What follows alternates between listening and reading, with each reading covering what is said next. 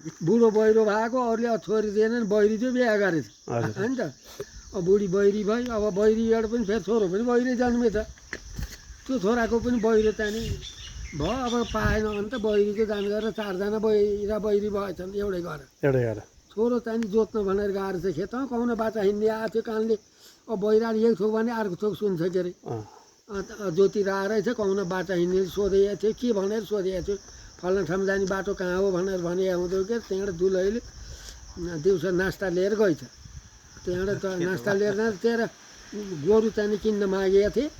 यो दुलैको प्या हो मेरो होइन भनेर उम्के मैले दिइनँ भनेर भनेछ त्यहाँबाट तिम्री आमाले चाहिँ अबेला गरेको एक थोक सुन्ने के अरे तिम्री आमाले चाहिँ चाँडो नबनाइदिएको मैले कस्टेर ल्याउने हो तिम्री आमाले गर्दा चाहिँ मलाई बेकारमा गाली गर्ने भनेर चाहिँ भनिन्छ अरे अनि रिसिएर चाहिँ मलाई गाली गरे भन्दै घर आइछ र सासूलाई तपाईँ ढिलो गरिदिएर मलाई कति गाली गरे उहाँ खेतमा तिम्रा छोराले यस्तो चाहिँ ढिलो नगर्ने गर भनेर मार हक्ल्याइछ हलो मलाई बुढेसकालमा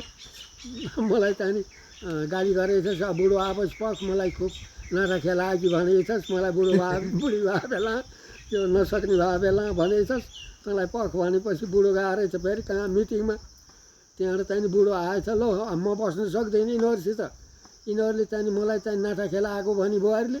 म चाहिँ बस्न सक्दिनँ अब यिनीहरूसित छुट्टी बुढा भनेर भनिन्छ अरे भन्दाखेरि बुढाले भनिन्छ अरे अरू जस्तेर आएँ म उस्तेर आएँ मलाई एक्लै छिटो आउन के खाँचो भनेर बुढाले भनेछ अरे बन्द भयो